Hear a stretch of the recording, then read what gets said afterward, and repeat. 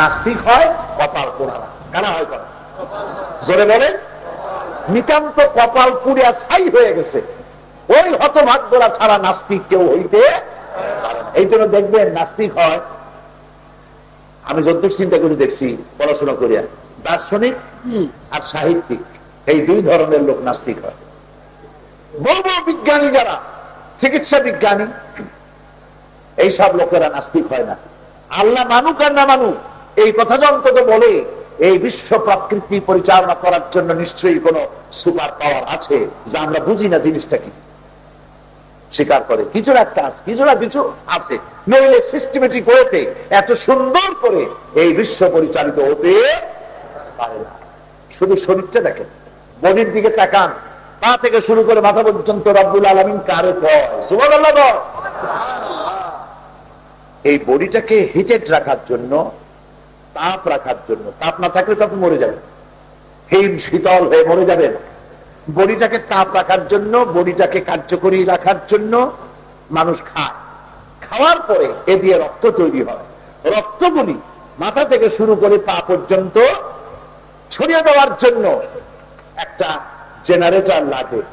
একটি জেনারেটর আল্লাহ পাক মানুষের বডির মধ্যে দিয়ে দিয়েছেন। জেনারেটরের নামটা কত আপনারা কি বলে? হার্ট। হার্ট নামক একটি জেনারেটর বুকের মধ্যে আল্লাহ পাক রেখে দিয়েছেন। এটা এইরকম সংকুচিত আর সম্প্রসারিত হচ্ছে অনবরত, ঠিক না? এই সম্প্রসারণ সংকোচন এই পদ্ধতির মধ্য দিয়ে অনবরত রক্তগুলিকে মাথা থেকে পা পর্যন্ত ছড়িয়ে দিচ্ছে বলে তা থেকে পায়ের পাতায় যদি কাটা ফোটে মাথায় টের পায়, মাথার চুল ধরে টান দিলে পায়ে টের পায়। পায়ে কাটা ফুটলে যদি মাথায় টের না পায়, চুল ধরে টান দিলে যদি পায়ে টের না পায়, বুঝতে হবে বডিতে কি হয়েছে, প্যারালাইসিস হয়েছে, সর্বনাশ হয়ে গেছে, সর্বনাশ হয়ে গেছে। এই যে রগগুলি আল্লাহ সেট করেছেন আঙ্গুলের মাথা থেকে নিয়ে পায়ের আঙ্গুল পর্যন্ত যতগুলি রগ, নার্ভ, এই নার্ভ সিস্টেম বডির মধ্যে যা আছে সমস্ত নার্ভগুলি যদি একটার পর একটা সাজানো যায়, চিকিৎসা বিজ্ঞানীরা বলেছেন 3 একর জমিন লাগবে সাজায় রাখতে। এবং সবগুলি যদি জোড়া দেওয়া যায় তাহলে এই পৃথিবী অন্তত একাধিকবার প্রদক্ষিণ করা যাবে। শুনতে কেমন লাগে, যেটা কি সম্ভব না সম্ভব, চিকিৎসা বিজ্ঞানী বড় বড় চিকিৎসকদের সাথে যারা নাকি হিউম্যান বডি নিয়ে মানুষের শরীর কাটাকাটি করে, ওদের কাছে জিজ্ঞেস করবেন মানুষের শরীরে আল্লাহ কত রগ দিয়েছেন। সুবহানাল্লাহ। এখন দেখেন রগ কারে বলে। আপনি খুব খেয়েছেন, বিশেষ করে চাকরি বাকরি যারা করেন, সরকারি চাকরি, আমার তো এখন অফিসারদের সামনে ওয়াজ করার সুযোগ আছে। আমি বলি অফিসার ভাইরা, হালাল পয়সা যা পান তাই দিয়ে শাকসবজি খান, হারাম পয়সা দিয়া বড় বড় পাঙ্গাসের পেঁচি, খাসির চর্বি, কলিজা, ব্রেন, জমের খাওয়া খাবেন, অল্প দিনের মধ্যে হার্টের করোনারি আর্টারি ব্লক হয়ে যাবে, ঠাস করে মরে যাবেন। এই জন্য যে বেতন পান ওই বেতন দিয়া ছোট ছোট কাসকি মাছ খান, মলা ডলা খান, পুঁটি মাছ খান, ফসফরাস আছে, চোখের দৃষ্টিশক্তি বেড়ে যাবে, পালং শাক খান, কচু শাক খান, 100% ক্যালোরি আছে। বিদেশি আপেল বেশি পয়সা দিয়া না খাইয়া দেশের পেয়ারা খান, 2টা আপেলের শক্তি একটা পেয়ারার মধ্যে আছে।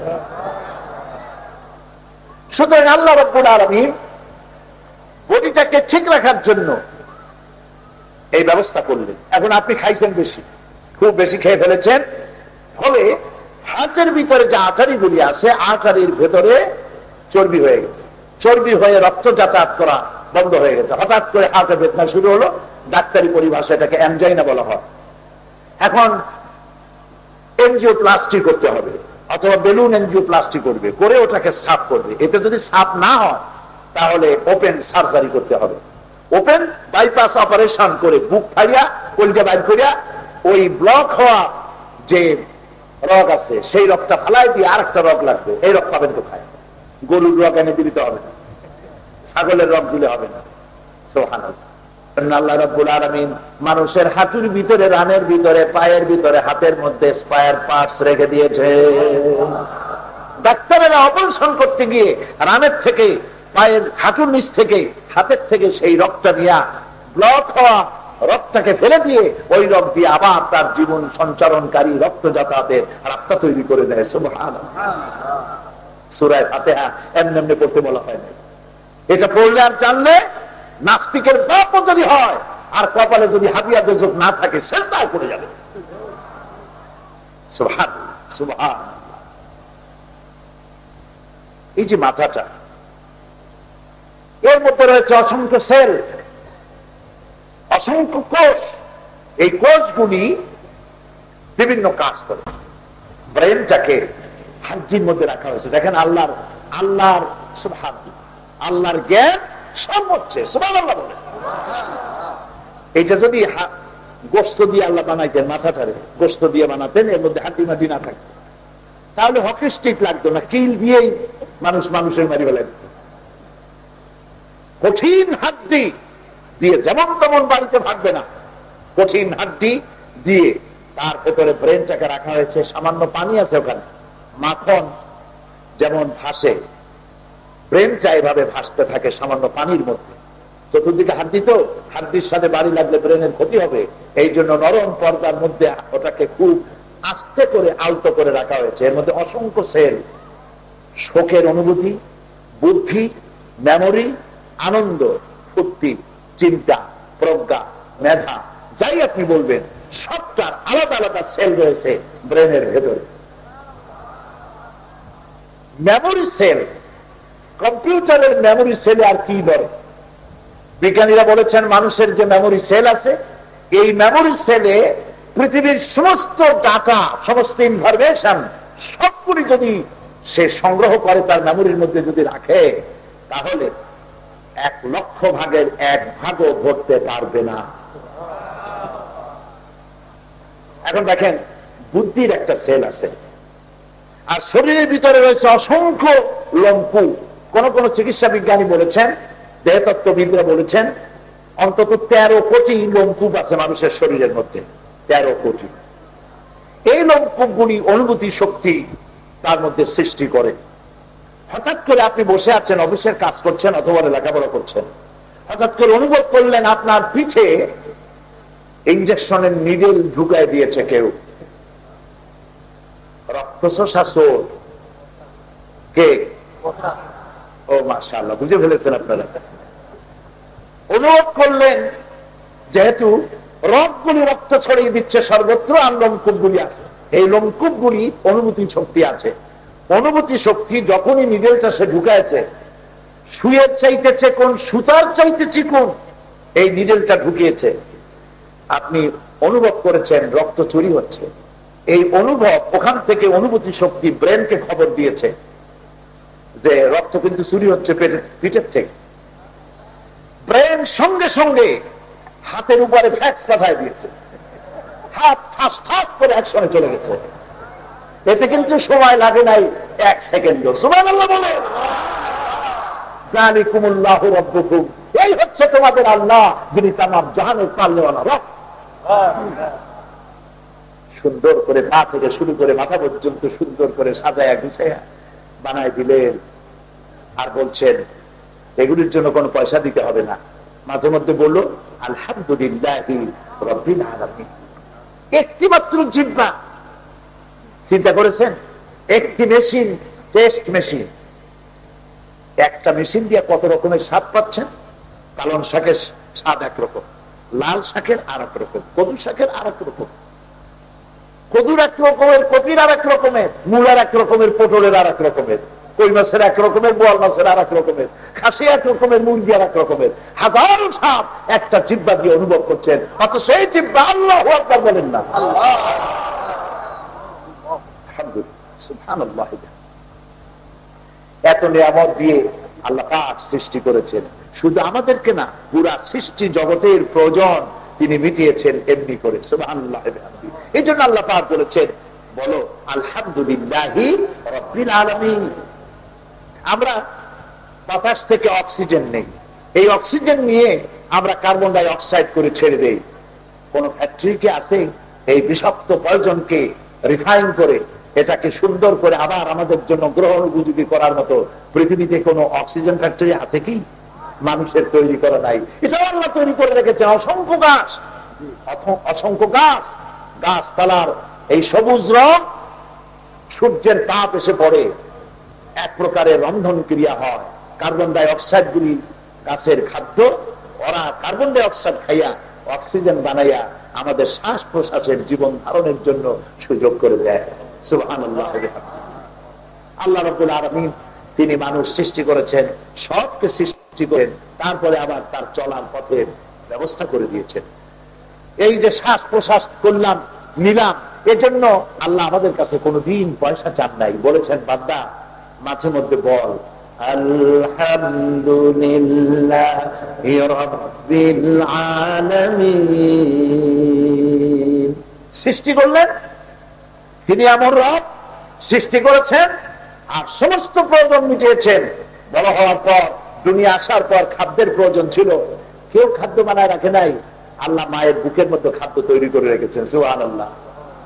মায়ের বুকের দুধ, এই দুধটি শুধু খাদ্য নয়, এটা পানীয়। অন্তত 6 মাসের মধ্যে বাচ্চাকে পানি খাওয়াবার কোন প্রয়োজন নাই। দুধের মধ্যে পানি আছে, ওষুধ আছে, ভিটামিন আছে, ক্যালসিয়াম আছে, রোগের প্রতিষেধক রেমেডি রয়েছে। সুবহানাল্লাহ। কত শ্রদ্ধা দেওয়া লাগে আল্লাহ রাব্বুল আলামিনকে। আর পাগলেরা কয় সব নাকি এমনি এমনি হয়েছে, দেয়ার ইজ নো গড। কত বড় সাগর! আল্লাহ দেখছেন অবস্থা। এই মানব গোষ্ঠী সৃষ্টি করে, প্রাণী জগৎ তৈরি করে, তাদের চলার পথ দেখিয়ে দিয়েছেন, সকলের প্রয়োজন মিটিয়েছেন। আমার দেশের কুকুর, শ্রীগল, বিড়াল ওরা এক ধরনের, আবার শীত প্রধান দেশের কুকুর, বিড়াল, ছাগল ওরা আবার আর এক রকম। কিরকম? ইউরোপ আমেরিকায় কুত্তাকে ইংরেজিতে ভোকে, ইংরেজিতে ডাকে না। আলাদা কিরকম? আলাদা হচ্ছে আমাদের দেশ নাতিশীতোষ্ণ, গরমও কম, শীতও কম। এস্কিমোরা যে দেশে বাস করে, স্কটল্যান্ডে, কানাডায় এবং আমেরিকা, ইউরোপের বিভিন্ন শীত প্রধান দেশগুলিতে মানুষেরা কম্বল গায়ে দেয়, নানান রকমের শীত বস্ত্র পরে, কিন্তু জঙ্গলি প্রাণী যেগুলি আছে তাদের তো কোনো কম্বলের ব্যবস্থা নাই। প্রচন্ড শীতের ভিতরে বাঘগুলি, সিংহগুলি, কুকুরগুলি, হরিণগুলি শীতে মারা যাবে নাকি? তাহলে আল্লাহর নাম রব্বুল আলামিন হইল কেমনে? এই জন্য রব্বুল আলামিন শীত প্রধান দেশের প্রাণীগুলির গায়ে লম্বা লম্বা পশম দিয়ে স্থায়ী কম্বলের ব্যবস্থা করে দিয়েছে। যালিকুমুল্লাহু রাব্বুকুম, এই তোমার রব, ইনি হচ্ছেন তোমার আল্লাহ। সুবহানাল্লাহ। কোরআন শরীফে এই কথাগুলি আল্লাহ বলেছেন। আমি যা বলতেছি সব কোরআন শরীফের রেফারেন্স করেছে। আল্লাহ পাক বলছেন, এই হচ্ছে তোমাদের রব। প্রিয় ভাই সব, এই পৃথিবীর বুকে আল্লাহ রাব্বুল আলামিন শীত প্রধান দেশ সাইবেরিয়া, সাইবেরিয়া থেকে শীত যখন সাইবেরিয়ায় পড়বে, স্নো পড়বে, যখন বরফ পড়া শুরু হবে, তার আগেই পাখিরা টের পায়। পাখিরা সেখান থেকে ওড়া আরম্ভ করে, যেহেতু ওই শীতে পাখি বাঁচবে না, ওড়া আরম্ভ করে উঠতে উঠতে পাহাড় পাড়ি দিল, নদী পাড়ি দিল, সমুদ্র পাড়ি দিল, মরুভূমি পাড়ি দিল। এরপরে সিলেটের সুনামগঞ্জে এসে নামলো। রাজশাহীর কোন জায়গায় নামে নাকি বিদেশি পাখি, অতিথি পাখি? বাঘা দিঘিতে না, বাঘা দিঘিতেও নাকি নামে। আচ্ছা বলেন তো দেখি, চলন দিলেও নামে। এই পাখিগুলোকে নেভিগেট করলো কে? রাস্তা দেখাইলো কে? যেই পথে এই বিল, এই নদী, এই সমুদ্র পাড়ি দিলে তারপরেই বাংলাদেশ পাবা, কে দেখাইলো পর? আল্লাহু আকবার, আল্লাহু আকবার। দেখেন সামান্য মৌমাছিরে আল্লাহ কত জ্ঞান দিচ্ছে। কিভাবে আল্লাহ রাব্বুল আলামিন কিভাবে একটা মৌমাছির মধ্যে কত জ্ঞান দিয়েছেন দেখুন। সূরা আন-নাহল, ফালা খাউফুন আলাইহিম ওয়ালা হুম ইয়াহজানুন। যারা এই কোরআনকে মেনে চলবে, এই কোরআনের অনুসরণ যারা করবে, ফালা খাউফুন আলাইহিম, ওদের জন্য কোনো ভয় নাই, ওদের জন্য কোনো চিন্তা নাই। সুবহানাল্লাহ বলবেন না? কিসের ভয় থাকবে না? কিসের চিন্তা থাকবে না? মানুষের চিন্তা তো তার ফান্ডামেন্টাল রাইটস নিয়ে তার চিন্তা, মৌলিক অধিকার নিয়ে চিন্তা, মানবিক হিউম্যান রাইটস, মানবিক অধিকার নিয়ে চিন্তা, মানবাধিকার নিয়ে চিন্তা। এই চিন্তাগুলি ইনশিওর করে, এই চিন্তাগুলিকে বিদূরিত করে শান্তিপূর্ণ পরিবেশে জীবনযাপন করাটাকে ইনশিওর করে কে করে? এই কোরআন পড়ে। যারা এই কোরআন মেনে চলবে ওদের জন্য কোনো চিন্তা নাই, খাওয়া পড়া শিক্ষা চিকিৎসা বাসস্থান এ জাতীয় কোনো চিন্তা থাকবে না। দরজা খুলেও ঘুমাতে পারবে, তাও দুশ্চিন্তায় ঘুম নষ্ট হবে না যদি কোরআন মেনে চলে। আর ভয় নাই, কিসের ভয় নাই? চোর ডাকাত সন্ত্রাসী খুনি চাঁদাবাজ মাস্তান এই সমস্ত যে একটা ভয়, রাস্তা বেরোলেই ভয়, রাত্রে শুতে গেলে ভয়, জানলা ফাঁক দিয়া গুলি আসিয়া জানলারে নিয়ে যায় নাকি, রুহের মাগফিরাত আগাম কামনা করে রাস্তা বেরোতে হয়, এই সব লাগবে না। কোরআন যদি অনুসরণ করে, কোরআন যদি মেনে চলে, আলা খাউফুন আলাইহিম ওয়ালা হুম ইয়াহজানুন, কোনো ভয় নাই, কোনো চিন্তা নাই। সুবহানাল্লাহ। কে বলছে? আমাদের রব, আমাদের মনিব, যিনি আমাদেরকে সৃষ্টি করেছেন, তিনি বলছেন এইটারে মানো, তাহলেই শান্তি পাইবা। আর এটারে না মানলে কপাল পুড়ছে, আরো পুড়বে। সেই জন্য প্রথমে বুঝতে হবে কোরআন কি। আমরা তো সবই না খতম পড়ি, কোরআন শেষ করে দিই। সন্ধ্যার সময় আরম্ভ করে, ফজরের আগে কোরআন শরীফ শেষ। কিছু বোঝা যায় না কি পড়ে, ইয়ালামুন আর তাআলামুন ছাড়া বোঝাই যায় না বলে কি। কোরআন এই জন্য এক রাত্রে আপনি খতম করবেন, এই জন্য কোরআন নাজিল হয় না। হাদিস শরীফে এসেছে কোন কোন সাহাবী সূরা বাকারা শেষ করতে 8 থেকে 10 বছর লেগেছে। তার মানে কি? তার মানে হলো প্রতিটি শব্দ পড়েছেন, বুঝেছেন, প্রতিটি বাক্য পড়েছেন, বুঝেছেন, আর ওইটুকু জীবনের উপরে আমল করেছেন, আবার সামনে পড়েছেন। কোরআনকে আমল করার জন্য, শুধু শোনার জন্য না, শুধু তেলাওয়াতের জন্য নয়, আমল করার জন্য। আমলটাই যদি না হলো, তাহলে কোরআন পড়ে এই তাফসীর শুনে তেলাওয়াত শুনে কোনো লাভ নাই। ঠিক কিনা বলি? এই যে রমজান মাসে আর কদিন পরেই রমজানুল মুবারক আসতেছে, বলেন আলহামদুলিল্লাহ। এই রমজান মুবারকে গ্রাম থেকে শুরু করে রাজধানী পর্যন্ত, রাজধানী থেকে শুরু করে প্রত্যন্ত অঞ্চল পর্যন্ত, আমার তো মনে হয় এমন কোন গ্রাম নাই যেখানে আজকাল খতমে তারাবি না হয়, কোরআন শরীফের খতম করা হয় মসজিদ গুলির মধ্যে, ঠিক না? এই যে কোরআন শরীফ সারাটা মাস শুনলো, লক্ষ্য করুন, সারা মাস কোরআন শুনলো, ঈদের পরের দিন যা ছিল তাই থেকে গেল। দোকানদার যেমনি ওজনে কম দিত, খাদ্যে ভেজাল দিত, যেমনি মিশা কথা কইত, যেমনি শয়তানি বদমাশি করত, রোজা মাস গেছে, আবার যা ছিল তাই থেকে গেল। এটা হইল কেন? ওষুধও খায়, রোগও ভালো হয় না। তাহলে কারণটা কি? কারণ হলো ওষুধের সাথে সাথে কুপথ্য, যেটা খেলে পরে রোগ বৃদ্ধি হয়, সেগুলোও খেয়েছে, ফলে রোগ আর ভালো হতে পারে নাই। এই রমজান মুবারক আমাদেরকে ফায়দা দিতে পারবে, এরকমটা যদি আমরা করি, আজকের রাত্রে একটা পারা তেলাওয়াত হবে। যদি ইমাম সাহেবরা এটাকে সামারাইজ করে সংক্ষিপ্ত আকারে তারাবির আগে যদি শুনায় দেন, আজকে এগুলি তেলাওয়াত হবে, এই কথাগুলি কোরআনের, এই কথাগুলি জরুরি জরুরি কথাগুলি সারা এক পারা তো আর বলতে পারবে না। এক পারার মধ্যে সব থেকে জরুরি কথাগুলিকে সংক্ষিপ্ত আকারে যদি বলে দেন, কত না সুন্দর হয়। আবার মুসল্লিরা নামাজ পড়তে গিয়ে যাওয়ার আগে রোজা রাখা অবস্থায় দিনের বেলায় আজকে যে পারাটা পড়া হবে, এই পারায় আছে কি কি, সেগুলি দেখে নিয়ে যদি পড়তে যান, শুনতে যান, তাহলে জীবন সুন্দর হবে। নইলে পরে কোরআনের তাফসীর কিয়ামত পর্যন্ত হবে, তারাবির নামাজ কিয়ামত পর্যন্ত হবে, ওয়াজ নসিহত হবে, কোনো লাভ হবে না। কথা বুঝে আসছে? এই জন্য বুঝতে হবে যে কোরআন নাজিল হয়েছে শুধু তেলাওয়াতের জন্য নয়, সুর দিয়ে শুধু পড়ার জন্য নয়। কোরআনের দাবি হচ্ছে এটাকে বুঝতে হবে, পড়তে হবে, আমল করতে হবে জীবনের উপরে, তাহলেই সুন্দর জীবন যাপন করা যাবে। নবী করিম সাল্লাল্লাহু আলাইহি ওয়াসাল্লামের কাছে কোরআন নাজিল হলো, সময় লাগলো কত? বলেন সবাই? 23 বছর নাজিল করছেন কে? আল্লাহ তাআলা।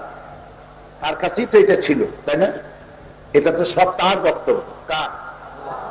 তো তিনি 23 বছর সময় নিলেন কেন? এক ছোটে জিবরাইলের মাথায় আল্লাহর কুদরতি প্রেসে ছাপাইয়া একসাথে পাঠাই দিলেই তো পারতেন। এই চিন্তা কি কখনো করেছেন? কেন তিনি তা করলেন না? 23 বছর সময় লাগালেন কেন? এই জন্য লাগাইছেন যে কোরআন একটি আন্দোলনের সাথে জড়িত, একটি জীবন ব্যবস্থার সঙ্গে জড়িত, একটি বিপ্লবের সাথে জড়িত। বিপ্লবের স্রষ্টা আল্লাহ, আন্দোলনের স্রষ্টা আল্লাহ, নেতা হলেন মুহাম্মদ রাসূলুল্লাহ সাল্লাল্লাহু আলাইহি ওয়াসাল্লাম। আল্লাহ যে ধরনের মানব গোষ্ঠী দেখতে চান, সেই মানব গোষ্ঠীর চরিত্র কেমন হওয়া উচিত, সেজন্য ধীরে ধীরে আস্তে আস্তে আয়াতগুলি নাজিল করেছেন। মানুষের আমল করেছে, জীবন তৈরি করেছে, আবার আয়াত নাজিল হয়েছে। সমস্যার সৃষ্টি হয়েছে, সমস্যা উত্তরণের জন্য আবার জিবরাইল এসেছেন, সমস্যার উত্তরণমূলক আবার আয়াতগুলি নাজিল করেছেন। এভাবে ধীরে ধীরে ধীরে ধীরে 23টি বছর ধরে আল্লাহ পাক কোরআনে কারীমকে অবতীর্ণ করে দিয়েছেন। ওই সেই আজ থেকে 1500 বছর আগে। প্রশ্ন উঠতে পারে, 1500 বছর আগের কোরআন বিজ্ঞানের যুগে চলবে কেমনে? এটা তো বিজ্ঞানের যুগ। প্রশ্ন উঠতে পারে, কিন্তু কোরআন শরীফ কি বিজ্ঞান থেকে বর্জিত কোনো কিতাব? কোরআনের সাথে বিজ্ঞানের কোনো সংঘর্ষ নেই। সংঘর্ষ যদি কোথাও বাদে, বিজ্ঞানকেই সারেন্ডার করতে হবে। কারণ বিজ্ঞানের একটি থিওরি হলো এই যে বিজ্ঞানের কোন থিওরি ফাইনাল নয়। কথা বুঝতে পারতেছেন? বিজ্ঞানের কোন থিওরি ফাইনাল নয়। আজকে একরকম একজন বলছে, কালকে এসে আরেকজন এটাকে উল্টে দিচ্ছেন, নতুন করে আরেকটা দেওয়া হচ্ছে। সেই জন্য এই কোরআনের মধ্যে রয়েছে বিজ্ঞান, রয়েছে ফিলসফি, রয়েছে ম্যাথমেটিক্স, রয়েছে জিওমেট্রি, রয়েছে অ্যালজেব্রা, রয়েছে এর মধ্যে হিস্ট্রি, রয়েছে এর মধ্যে পলিটিক্স। কি নাই? তিবিয়ানান লিকুল্লি শাই, মানুষের জন্য যা যা প্রয়োজন আল্লাহ সব কোরআনে কারীমের মধ্যে বলে দিয়েছেন। তবে এটা মনে রাখতে হবে, এর মধ্যে বিজ্ঞান আছে বলে কোরআন কোন বিজ্ঞানের কিতাব নয়। এর মধ্যে রাজনীতি আছে বলে কোরআন শরীফ কোন রাজনীতির গ্রন্থ নয়। এর মধ্যে ইতিহাস এবং অর্থনীতি আছে বলে এটা ইতিহাস এবং অর্থনীতির কোন কিতাব নয়। তবে এটি কি? এটি হচ্ছে পৃথিবীর মানব গোষ্ঠী পরিচালনার জন্য যত নীতির প্রয়োজন, সমস্ত নীতির মূল নীতি ধারণ করেছে যে কিতাব, তার নাম কোরআন শরীফ। বুঝে আসছে কথা? আলহামদুলিল্লাহ করতে ইচ্ছে করেন। এ হচ্ছে সেই কোরআন। এইভাবে যদি কোরআনটারে বুঝতাম, কপালটা খারাপ হইতো না। কপালটা খারাপ হয়েছে কোরআনের তাবিজ হিসাবে ব্যবহার করিয়া। তাবিজ, সবিনা খতম, এগুলি করতে গিয়ে আমরা নিজেদের খতম করে ফেলাইছি। কোরআন শরীফের কাছে কোরআন যদি জানতে চাইতাম, এর মধ্যে সব আছে। নবী করিম সাল্লাল্লাহু আলাইহি ওয়াসাল্লাম বলেছেন, লা তুহসা আজাইবুহু ওয়ালা তুমলা গারাইবুহু ফীহি মাসাবিহুল হুদা ওয়া মানারিল হিকমা। আল্লাহর নবী বলেন, এই কোরআনের বিস্ময়কারিতা কোনদিন শেষ হবে না। এই কোরআন কোনদিন পুরাতন হবে না, জীর্ণ হবে না। কোরআন হচ্ছে বিজ্ঞানের মশাল, আর কোরআন হচ্ছে হেদায়েতের সুউচ্চ মিনার। হেদায়েত যদি পেতে হয়, কোরআন ছাড়া পথ নাই। কোরআন ছাড়া পথ নাই। কোরআন বাদ দিয়ে যদি কেউ হাদিস মানে, পথ পাবে না। হাদিস বাদ দিয়ে কোরআন মানবে, পথ পাবে না। গোমরাহ হয়ে যাবে, বেঈমান হয়ে যাবে। সুতরাং কোরআন হচ্ছে হেদায়েতের মূল উৎস। ভালো করে বুঝুন, ভূমিকাটা ভালো করে বুঝুন। কোরআন হচ্ছে হেদায়েতের মূল উৎস। কিন্তু আমার দেশের এক শ্রেণীর লোকেরা মসজিদে মসজিদে বিভিন্ন জায়গায় বলে বেড়ান, কোরআন এটা আমাদের বোঝার ব্যাপার না, আমরা পাবলিক, সাধারণ জনগণ, কোরআনের আমরা বুঝবো কি? কোরআন বুঝবে শুধুমাত্র আলেম ওলামা, ওদের জন্য কোরআন। আসেন আমরা মুরব্বীরা কি কয় তাই শুনি। দুর্ভাগ্যজনক, দুর্ভাগ্যজনক। মুরব্বীদের কথা যে হক, তা বোঝার জন্যই তো কোরআন দরকার। মুরব্বী যে ঠিক বলছে, তা বোঝার জন্যই তো হাদিস দরকার। কোরআন হাদিস বাদ দিয়া ফাআইনা তাযহাবুন, কোথায় চলছো তোমরা? তারা বলছে কোরআন বোঝা কঠিন। এই কথাটা, কোরআন বোঝা কঠিন, এই কথাটা হলো শয়তানের সর্ববৃহৎ মারণাস্ত্র। এই কথাটি হচ্ছে শয়তানের সব থেকে বড় ওয়াসওয়াসা। কোরআন বোঝা সহজ না কঠিন, সে প্রশ্ন আল্লাহ কি করা উচিত? সাহেবে কোরআনকে করা উচিত। যিনি কোরআন নাজিল করেছেন, চলুন তাকে জিজ্ঞেস করি, আয় আমার রব, যে কোরআন তুমি নাজিল করেছো, এটা কি তোমার বান্দাদের জন্য বোঝা কঠিন না সহজ? আপনার কাছে জিজ্ঞেসি, আমি রবের কাছে জিজ্ঞেস করছি। আমাদের রব জবাব দিয়েছেন প্রশ্ন করার আগে। আরবিতে এটাকে বলা হয় সুয়ালে মুকাদ্দার, প্রশ্ন করার আগে জবাব দাও।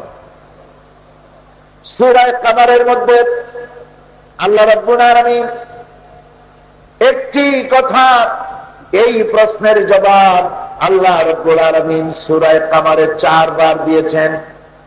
আল্লাহ পাক বলেছেন, ওয়ালাকাদ ইয়াসসারনাল কুরআনা লিযিকর, অবশ্যই আমি মানব গোষ্ঠীর জন্য কোরআন বোঝা সহজ করে দিয়েছি। সুবহানাল্লাহ।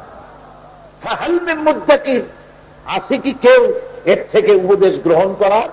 আমি যে বললাম, আল্লাহ পাক বলছেন, আমি যে বললাম এই কথা থেকে উপদেশ গ্রহণ করার মতো আছে কি কেউ? যদি থাকো তাহলে এগিয়ে আসো, প্রতিযোগিতা করো কোরআন বোঝার জন্য, দেখো বুঝো কিনা। চেষ্টা করলেই বুঝতে পারবা, চেষ্টা করলেই বুঝতে পারবা। বোঝার জন্যই তো নাজিল করেছি কোরআন। কাজে আল্লাহ বলছেন বোঝা সহজ। আর কেউ যদি বলে কোরআন আমরা বুঝবো না, এগুলি মৌলানা মৌলবীদের কাজ, তার সাথে মুরব্বীরা কি করে তাই শুনি। শয়তানের কত বড় ওয়াসওয়াসা! আল্লাহ এই ওয়াসওয়াসা থেকে মুসলিম মিল্লাতকে রক্ষা করুন, বলি আমিন। সবাই বলি আমিন। আল্লাহ আমাদের চিন্তার দিগন্তকে উন্মোচিত করে দিন। কোরআন হেদায়েতের মূল উৎস। হাদা বায়ানুল লিন্নাস হুদাল লিন্নাস, গোটা বিশ্বের মানব গোষ্ঠীর জন্য আল্লাহ পাক কোরআন নাজিল করেছেন, শুধু মুসলমানদের জন্য নয়। পৃথিবীর সমস্ত মানব গোষ্ঠীর হেদায়েত হচ্ছে এই কোরআনের মধ্যে। আপনি চিন্তা করুন তো, যে সমস্ত কাফেররা ইসলাম কবুল করলেন, মা বাপ দাদার ধর্ম পরিত্যাগ করে নবী করিম সাল্লাল্লাহু আলাইহি ওয়াসাল্লামের কাছে এসে ইসলাম কবুল করলেন, যে এই কবুল করার পেছনে যে উৎসটি কাজ করেছে তার নাম কি? আল কোরআন। কোরআন শুনেছে, আর এটা চ্যালেঞ্জ, এইটার চ্যালেঞ্জের মোকাবেলা করার জন্য পৃথিবীতে কোন শক্তি তখনও ছিল না, এখনো নাই, ভবিষ্যতেও থাকবে না। পৃথিবীর সমস্ত বই, ধর্মগ্রন্থগুলি উল্টাপাল্টা হয়ে গেছে। বেদ বলেন, বাইবেল বলেন, ত্রিপিটক বলেন, জিন্দাবিস্তা বলেন, যেটাই বলেন, সর্বনাশ হয়ে গেছে, যাচ্ছেটা হয়ে গেছে। এর মধ্যে মানুষেরা নিজেরা বহুত কথা ঢুকাই দিয়েছে, কিন্তু কোরআন শরীফের মধ্যে ঢুকাবার কোন সুযোগ আছে? না, কোন সুযোগ নাই। সারা পৃথিবীর সমস্ত মানুষ যদি চেষ্টা করে কোরআনের মধ্যে কোনো পরিবর্তন আনার, সম্ভব হবে না। কারণ কোরআন যদি এক কপিও না থাকে, সারা পৃথিবীতে আল্লাহ না করুক একজন কোরআন শরীফ পৃথিবীতে নাই, তারপরেও কোরআন শরীফকে কেউ রদবদল পরিবর্তন করতে পারবে না। এর কারণ হলো কোরআন শুধু আল্লাহ কাগজের মধ্যে ইবাদত করেন নাই, মুসলমানদের সিনার মধ্যে সিল মেরে দিয়েছে। বর্তমান পৃথিবীতে এক হিসাবে জানা গেছে, বর্তমান বিশ্বে কোরআন যারা মুখস্থ করেছে তাদের সংখ্যা 5 কোটি ছাড়াই গেছে। সুতরাং এই হচ্ছে সেই কোরআন। আল্লাহ রাব্বুল আলামিন কোরআনে কারীমের মধ্যে বলেছেন, ইন্না নাহনু নাযালনা যিকরা ওয়া ইন্না লাহু লাহাফিজুন। কোরআন নাযিল করেছি আমি আল্লাহ, আর এর সংরক্ষণের সবটুকুন দায়িত্ব আমি আল্লাহ গ্রহণ করেছি।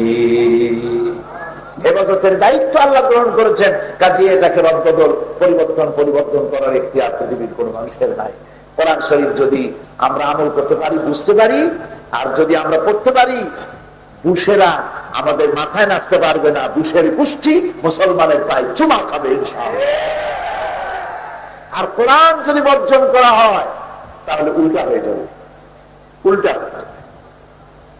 এই জন্য কোরআন শরীফের মধ্যে আল্লাহ পাক বলছেন, তাহা মা أنزلنا عليك القرآن لتشقى হে নবী কোরআন এই জন্য নাজিল করি নাই যে কোরআন নাজিল হওয়ার কারণে আপনি হতভাগ্য হয়ে যাবেন। কোরআন নাজিল করা হয়েছে যাদের উপরে কোরআন থাকবে, যারা আমল করবে পৃথিবীতে তারা সৌভাগ্যবান হয়ে যাবে, সকল দিক থেকে তারা সমৃদ্ধ হবে, ক্ষমতাবান হবে, পৃথিবী ডমিনেট করবে যাদের কাছে কোরআন থাকবে। কিন্তু আজ উল্টে গেছে, আমরা কোরআন থেকে হেদায়েত নিতে পারছি না, কোরআন বুঝি না, কোরআন পড়ি না, কোরআনকে অনর্থক একটা কিতাব মনে করে রেখে দিয়েছি তাকের উপরে। নাউযুবিল্লাহ। আপনি কি লক্ষ্য করেছেন কখনো যে কোরআন শরীফ পেঁচানো থাকে যে কাপড়টা দিয়ে, সেই কাপড়টা যদি পায়ে লাগে মানুষেরা কত তড়িঘড়ি কাপড়টা উঠায় চুমা খায়, মনের মধ্যে একটা অপরাধ বোধ সৃষ্টি হয়, আরে কি প্রকাশ করছি, কোরআনের কাপড়ে পাও লাগছে, হায় হায়, চুমা খায়, মাথায় লাগায়, বুকে লাগায়, ঠিক না? এই কোরআনের এই কাপড়টার মর্যাদা বাড়লো কেন? এই কাপড়ের উপরে তো পা রেখে আমরা বসছি, এইখানে এই কাপড় পরনে আছে, গায়ে আছে, কাপড় দিয়ে কত কাজ করা হয়, সেই সব কাপড়ে পাও লাগলে, পেশাব পায়খানা লাগলে কিছুই মনে করি না, কিন্তু ওই কাপড়টায় পাও লাগলে পরে আটকে উঠি। কারণ মর্যাদা বাড়লো কেন? মাত্র কয়েকটা দিন কাপড়টা কোরআনের সাথে জড়ায় ছিল বলে কাপড় টুকরার মর্যাদা বেড়ে গেল। কিন্তু দুর্ভাগ্যজনক সত্য কথা হচ্ছে এই, কয়েকদিন কোরআনের সাথে জড়ানো ছিল বলে এক টুকরা ন্যাকড়া, এক টুকরা কাপড়ের মর্যাদা এরকম বেড়ে গেল, ধরে চুমা খায়। কিন্তু যাদের জন্য নাজিল হলো কোরআন, তাদের মর্যাদা বাড়লো না এক পাই। এটাই আফসোস।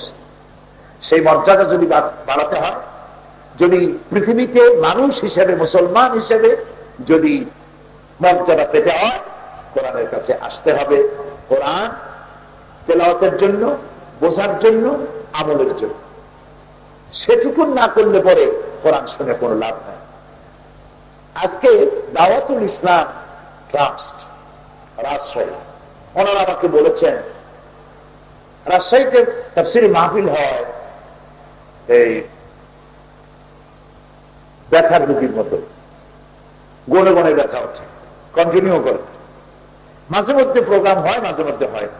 আর মাঝে মধ্যে যে তাফসীর হয় আবার হয় না, কোন যুক্তিসঙ্গত কারণেই তারা করতে পারেন না। চট্টগ্রামে যেভাবে বছরের পর বছর হয়, ঢাকায় হয়, সিলেটে হয়, খুলনায় হয়। চট্টগ্রামে এবার 24 বছর পূর্ণ হবে ইনশাআল্লাহ। আগামী বছর তারা রজত জয়ন্তী উদযাপনের প্রস্তুতি নিচ্ছে। কাবা শরীফের ইমাম এবং মসজিদে নববীর ইমাম তারা নিয়ে আসবেন এই উপলক্ষে। কাবা শরীফের ইমাম সাহেব ইতিপূর্বে দুবার এসেছেন চট্টগ্রামের তাফসীর মাহফিল দেখার জন্য। জামিউল আজহার মিশর বিশ্ববিদ্যালয়ের প্রফেসররা এসেছেন। তারা এসে মাহফিল থেকে বলেছেন, পৃথিবীর বহু জায়গা ঘুরেছি, কিন্তু কোরআন শরীফের এত বড় মাহফিল জিন্দেগিতে দেখিনি। সুবহানাল্লাহ। সুতরাং ওনারা আমাকে বলেছেন, দাওয়াতুল ইসলাম ট্রাস্ট বলেছেন, এবছর থেকে তারা কোরআনে কারীমের তাফসীরের মাহফিল কন্টিনিউ করবেন, প্রতি বছর করবেন এই মাহফিল ইনশাআল্লাহ। তাদের এই মহান উদ্যোগ, এই নিয়ম আল্লাহর জন্য দয়া করে কবুল করেন বলি আমি।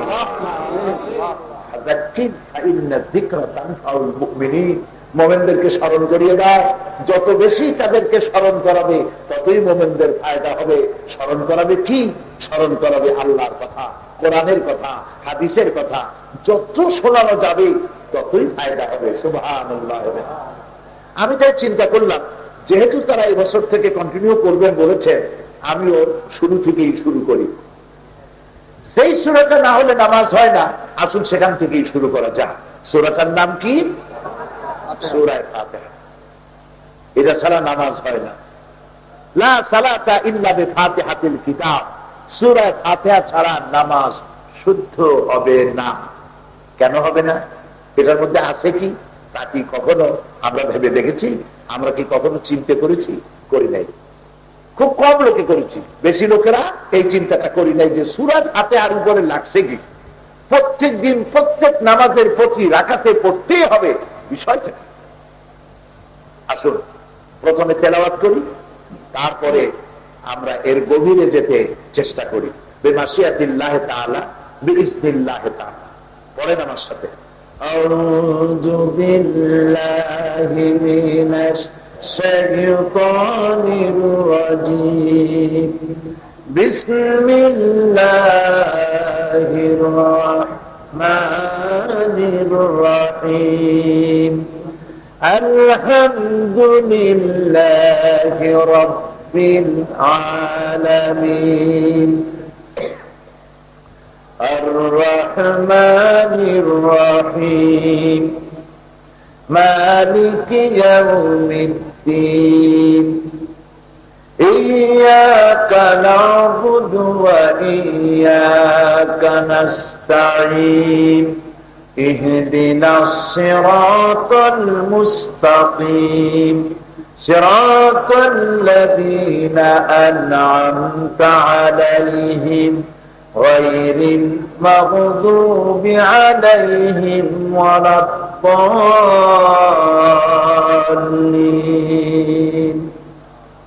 آمين সূরা ফাতিহা। ফাতিহা শব্দের অর্থ হচ্ছে সূরাটি মক্কায় অবতীর্ণ, 7টি আয়াতে সম্পন্ন।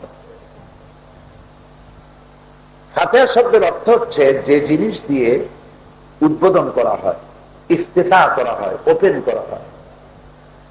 কোরআনে কারীমের ওপেনিং সূরা সূরা ফাতিহা, এবং সূরা ফাতিহা হচ্ছে প্রথম সূরা যা একটি পূর্ণাঙ্গ সূরা হিসেবে নবী করিম সাল্লাল্লাহু আলাইহি ওয়াসাল্লামের উপরে অবতীর্ণ হয়েছে।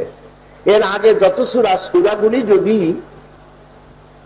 ক্রমবিন্যাস হতো এভাবে, নাজিল হয়েছে যেভাবে, সেইভাবে যদি ক্রমবিন্যাস হতো, তাহলে সূরা আলাক দিয়ে কোরআনের শুরু হওয়া উচিত ছিল, কিন্তু তা হয়নি। কোরআনের সূরাগুলি বিন্যস্ত করা, কোন সূরার পর কোন সূরা, এগুলিও আল্লাহ পাকের নির্দেশে জিবরাইল আলাইহিস সালামের কথিত অনুযায়ী নবী করিম সাল্লাল্লাহু আলাইহি ওয়াসাল্লাম সাজাতে বলেছেন। সুবহানাল্লাহ। সম্পূর্ণ অথেন্টিসিটি, সম্পূর্ণ পিউরিটি, সমস্ত রকমের পবিত্রতা, স্বচ্ছতা, ট্রান্সপারেন্সি, সব রকমের স্বচ্ছতা নিয়েই কোরআন আজ পর্যন্ত আছে, কিয়ামত পর্যন্ত থাকবে। একটি অক্ষরের পরিবর্তনের কোন সুযোগ নাই। সুবহানাল্লাহ। সূরা ফাতিহা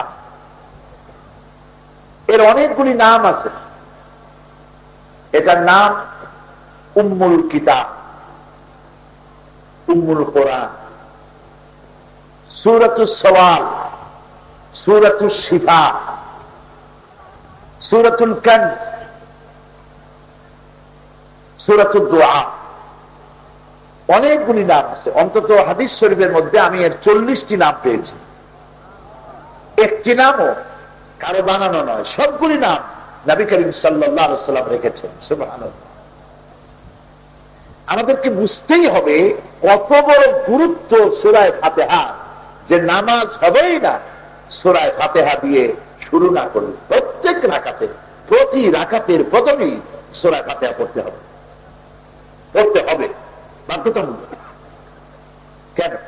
এইটা যদি বুঝতাম আমাদের কিসমত কবে ভালো হয়ে যেত।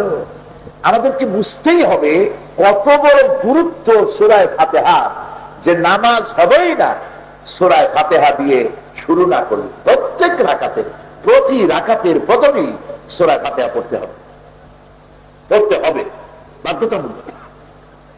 কেন? এইটা যদি বুঝতাম আমাদের কিসমত কবে ভালো হয়ে যেত। 7টি আয়াত, লক্ষ্য করুন, এদিক ওদিক তাকাবার কোনো দরকার নাই। সূরা ফাতিহার 7টি আয়াত যদি ব্যাখ্যা করা হয় তাহলে 30 পারা কোরআন হয়ে যায়।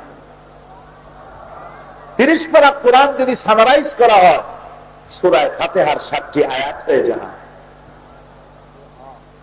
সূরা ফাতিহা এটাকে বলা হয়েছে উম্মুল কিতাব। কিতাব মানে কোরআন। এই কোরআনের মা নয়, কিন্তু শব্দের অর্থ শুধু মা নয়, উম্মুন মানে মা, কিন্তু এইখানে উম্মুন মানে মা নয়। মায়ের গর্ভে যেমন মায়ের গর্ভ দিয়ে এই সন্তান বের হয়, সূরা ফাতিহার পেট দিয়া কোরআন শরীফ বের হয়েছে, কথাটা এমন না। ওম শব্দের আরেক অর্থ হলো সেন্টার, কেন্দ্র। যেমন মক্কাকে বলা হয় উম্মুল কোরা, গ্রাম সমূহের কেন্দ্র। সেনাবাহিনীর পতাকাকে উম্মুল শব্দ বলা হয় আরবিতে, এর অর্থ হলো সেনাবাহিনীর কেন্দ্র, মূল কেন্দ্র, সেন্টারটাকে বলা হয়। উম্মুল কিতাব মানে কোরআনে কারীমের সেন্টার।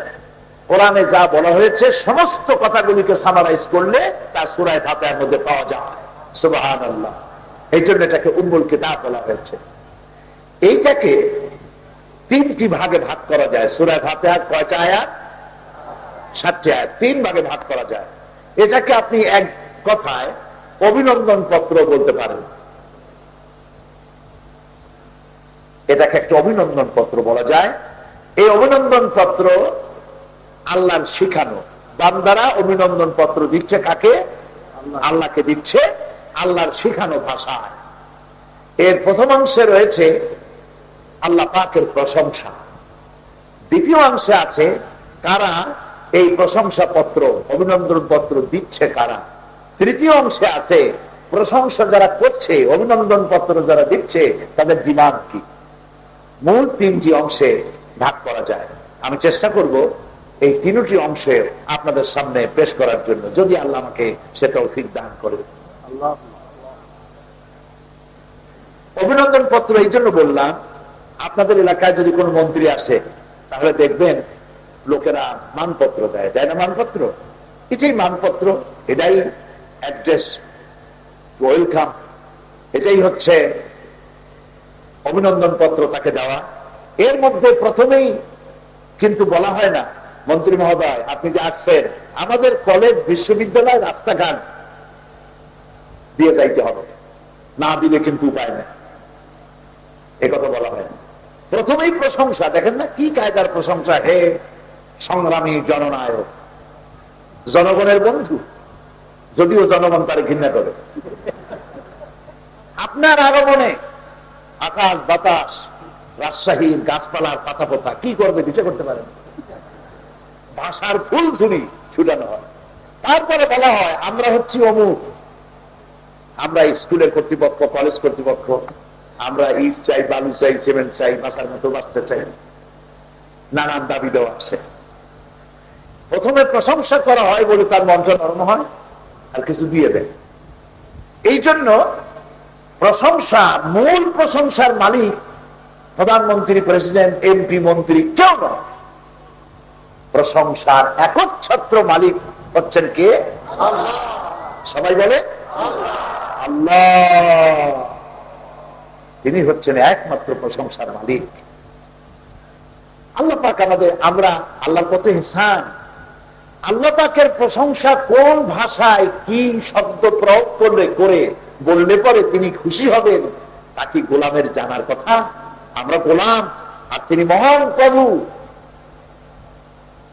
আমাকে কোন মডেল ছাড়াই তিনি সৃষ্টি করেছেন, কোন মডেল ছাড়াই এই আকাশ আর জমিন সৃষ্টি করেছেন।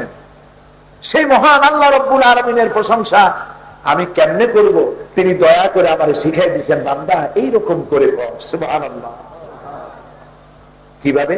আল্লাহ পাক বলছেন, বলো আলহামদুলিল্লাহি রাব্বিল আলামিন। এটা আলহামদুলিল্লাহি রাব্বিল আলামিন হতে পারত। প্রশংসা কেবলমাত্র আল্লাহর জন্য, তা না করে আল বলা হয়েছে, প্রথমে আলিফ লাম লাগানো হয়েছে। এটাকে আরবি গ্রামার অনুযায়ী আলিফ লাম ইস্তেগরাকি বলা হয়, অর্থাৎ আলিফ লামের মধ্যে জড়িয়ে দেওয়া হয়েছে সর্বকালের, সর্বযুগের। প্রশংসা বলতে যা কিছু বুঝায় সমস্ত প্রশংসার একচ্ছত্র মালিক হচ্ছেন ওই আল্লাহ, যিনি রব্বুল আলামিন, যিনি তামাম জাহানের সৃষ্টি জগতের পালন কর্তা হন। এখন এটার ব্যাখ্যা, প্রশংসা করছি কার? আল্লাহ পাকের। কোন আল্লাহ? যিনি রব্বুল আলামিন। রব্বুল আলামিন, আলামিন হচ্ছে বহু বচন, আলম হচ্ছে এক বচন। রব্বুল আলম নয়, রব্বুল আলামিন। এখানে আল্লাহ পাক বহুমাত্রিক জগতের কনসেপশন পৃথিবীর মানুষকে দিয়ে দিলেন। জগৎ একটা না যে জগতে তোমরা বাস করো, বহুত জগৎ আছে। এ সমস্ত জগতের মালিক তিনি। পৃথিবী আমাদের ধারণা, সাধারণ ভাষা ধারণা হলো পৃথিবী একটা জগৎ, এক জগতে আসি আর এক জগতে আমরা যাব, পরকালে যাব, এই দুইটা জগতের ধারণা আছে। কোরআন শরীফ সর্বপ্রথম একজন নিরক্ষর উম্মি নবী, যিনি লিখতে জানেন না, পড়তে জানেন না, নিজের নাম সই করতে পারেন না, তার মুখ থেকে সর্বপ্রথম আল্লাহ পাক পৃথিবীর মানুষকে জানিয়ে দিলেন বহুমাত্রিক বিশ্বের ধারণা, বহুমাত্রিক জগতের ধারণা। এই পৃথিবী একটি জগৎ, এই পৃথিবীর তলায় আরেকটা জগৎ, সমুদ্র একটা জগৎ, সমুদ্রের তলায় আরেকটা জগৎ, মহাশূন্য একটা জগৎ, এই মহাশূন্যের ভিতরে রয়েছে অসংখ্য জগৎ। শুধু সৌরজগৎ একটা নয়, এক একটি সৌরজগতের মধ্যে রয়েছে অসংখ্য সৌরজগৎ। চিন্তা করলে খেই হারিয়ে ফেলতে হবে। তিনি রব। এখন রব কাকে বলে?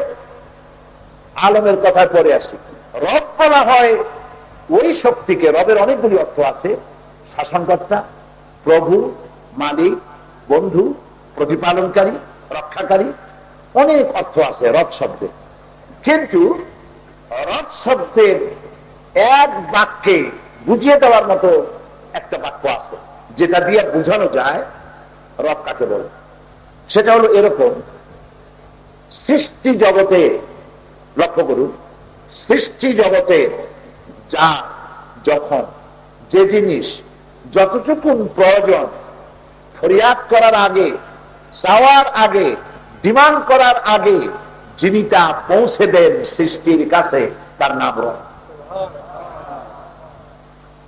মায়ের পেট থেকে যখন এসছি না, মুখের দাঁত ছিল না, দাঁতের দরকারও ছিল না, তখন খাবো তো লিকুইড খাবার, এই জন্য দরকার ছিল না। কিন্তু যখন মায়ের বুকের দুধ খাওয়া শেষ হলো, তখন তো আমার শরীরে বেশি প্রোটিন প্রয়োজন, ক্যালসিয়াম প্রয়োজন, ভিটামিন প্রয়োজন। সেজন্য আমার আমিষ জাতীয় খাদ্য বেশি করে খেতে হবে, গোশ খেতে হবে, মাছ খেতে হবে, শাকসবজি খেতে হবে। তখন দাঁতের প্রয়োজন ছিল। এই দাঁতগুলি কি পাওয়ার জন্য আল্লাহর কাছে পৃথিবীর কেউ কি কখনো দরখাস্ত করেছিল? চাওয়ার আগে দাঁতগুলিকে মুক্তোর মতো করে সাজিয়ে দেওয়া হয়েছে। সুবহানাল্লাহ। কোরআন শরীফে এই কথাগুলিকে বলা হয়েছে যালিকুমুল্লাহু রাব্বুকুম। এক একটা পয়েন্ট আল্লাহ কোরআনে এনেছেন আর বলেছেন এই হচ্ছে তোমাদের রব, ইনি হচ্ছেন তোমাদের রব আল্লাহ, যিনি তোমাকে এই প্রয়োজন তিনি মিটিয়ে দিয়েছেন। সুবহানাল্লাহ, মিটিয়ে দিয়েছেন। মানুষ যদি তার হিউম্যান বডি, মানুষ যদি তার নিজের শরীরের দিকে তাকায়, তাহলে দেখতে পাবে তার রব কত বড় শক্তিশালী, কিভাবে প্রয়োজন মিটিয়েছে। সুবহানাল্লাহ।